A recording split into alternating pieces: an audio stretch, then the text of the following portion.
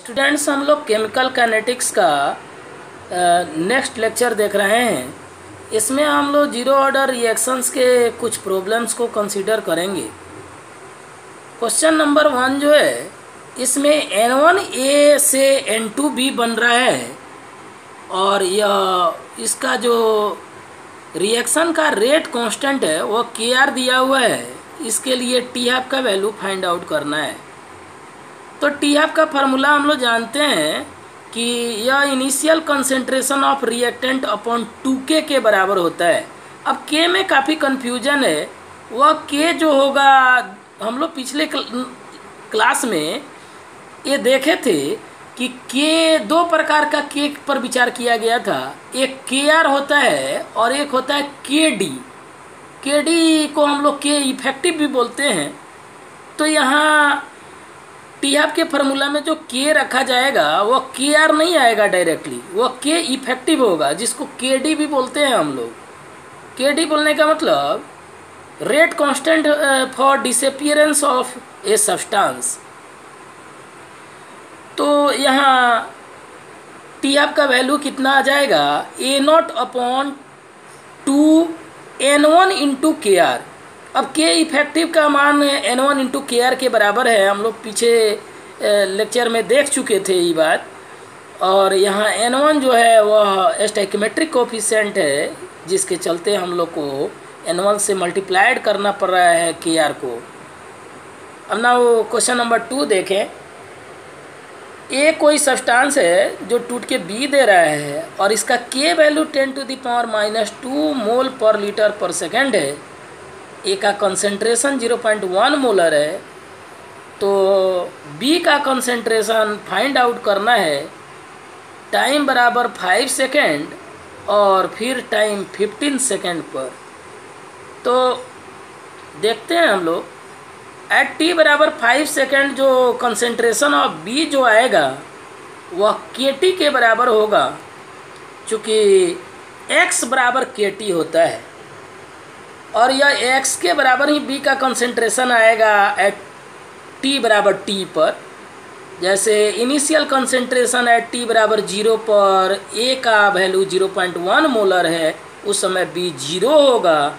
Eight T बराबर T पर 0.1 minus X हो जाएगा ये, तो B पक्का X के बराबर आएगा। चूँकि 1 मोल A के टूटने से 1 मोल B बन रहा है, तो यहाँ पर X आएगा। एट T बराबर T पर B का जो अमाउंट होगा या कंसंट्रेशन वह कितना आएगा, X के बराबर, और X बराबर KT होगा। तो हम लोग K का वैल्यू यहाँ मालूम है 10⁻⁻² और टाइम 5 सेकेंड पर 5 से मल्टीप्लाइड करेंगे तो 0.05 मोलर आ जाएगा, जो आंसर होगा। एट T बराबर 15 सेकेंड पर जब B का कंसंट्रेशन हम लोग KT फार्मूला से निकालेंगे तो वह 0.15 मोलर आएगा, जो कभी पॉसिबल नहीं है। चूँकि A के कंसंट्रेशन से B का कंसंट्रेशन यहाँ ज़्यादा आ जा रहा है, जो कभी संभव नहीं है। अधिक से अधिक B का कंसंट्रेशन 0.1 मोलर हो सकता, उससे ज़्यादा होना संभव नहीं है। जब ऐसी स्थिति आ जाए कि किसी टाइम पर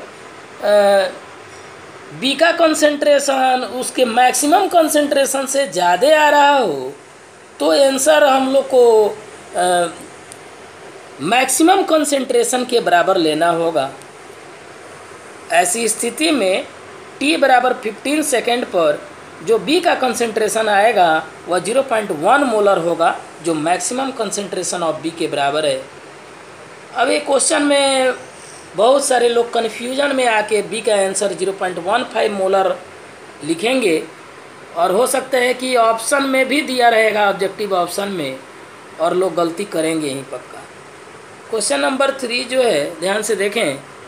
यह 3A से 5B बन रहा है और Kr का वैल्यू 10⁻⁻² मोल पर लीटर है, और यहाँ स्पष्ट Kr लिखा हुआ है, चूँकि यहाँ मोल कोफिशिएंट के को मेंशन किया गया है A और B के पहले।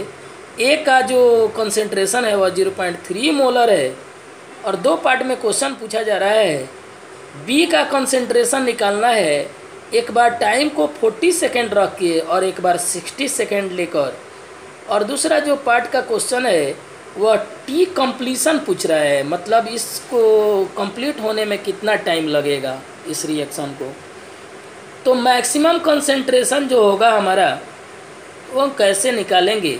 3 मोल ए टूट के 5 मोल बी दे रहा है, तो 1 मोल ए जो है वह 5/3 देगा। 0.3 से 5/3 को मल्टीप्लाइड करेंगे तो यह 0.5 मोलर के बराबर आ जाएगा। x बराबर KRT होता है। स्टोइकियोमेट्रिक कोफिशिएंट से कोई लेना देना इसको नहीं है, कुछ भी स्टोइकियोमेट्रिक कोफिशिएंट हो ये फार्मूला चेंज नहीं होगा, x KRT के बराबर आएगा। हम लोग पीछे वाले लेक्चर में देखे भी थे।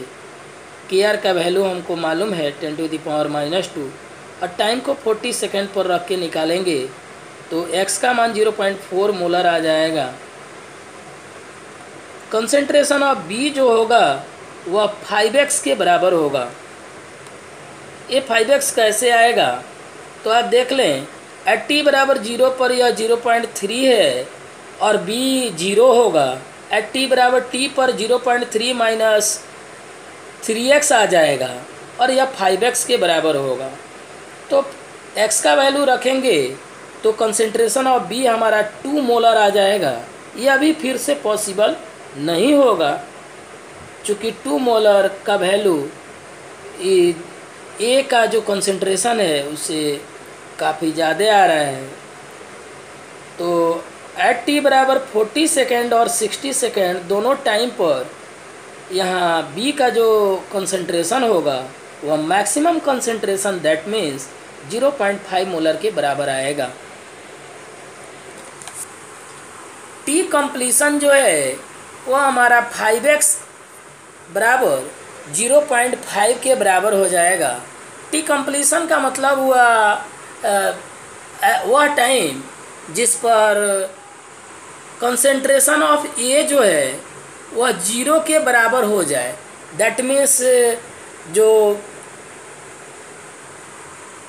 ए का जो हम लोग देखे थे वह value 80, that means A minus x बराबर 0, तो बी उसके x के बराबर हो जाएगा। यहाँ पर 5x आ रहा था, b 5x बराबर 0.5 होगा, x बराबर 0.1 आ जाएगा। अब फार्मूला हम लोग जानते हैं x बराबर KRT होता है। x का वैल्यू 0.1 रख देंगे, KR का वैल्यू 10⁻⁻2, यहाँ जो t होगा वह t कंप्लीशन के बराबर होगा।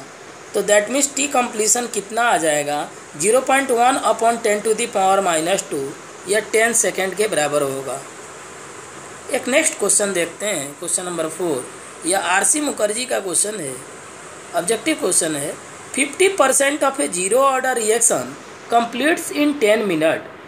100% of the same reaction shall complete in। किसी जीरो ऑर्डर का रिएक्शन को के 50% को कंप्लीट होने में 10 मिनट का टाइम लगता है, तो इसके पूरे कंप्लीट होने में 100% का मतलब हुआ पूरे रिएक्शन को कंप्लीट होने में कितना समय लगेगा। तो हम लोग देखते हैं टी एफ बराबर A/2K होता है। टी एफ का वैल्यू 10 है तो A/K यहाँ से 20 आ जाएगा। For T completion A minus X is equal to 0 होगा, that means A is equal to X आ जाएगा। अब जीरो ऑर्डर रिएक्शन के लिए हम लोग x is equal to KT आता था फार्मूला, तो x के स्थान पर यहाँ A रख देंगे, A is equal to KT हो जाएगा और यह T एक्चुअली टी कंप्लीशन है, तो t completion is equal to A/K हो जाएगा। A/K पहले 20 आया था, 10 टी कंप्लीशन 20 मिनट के बराबर होगा।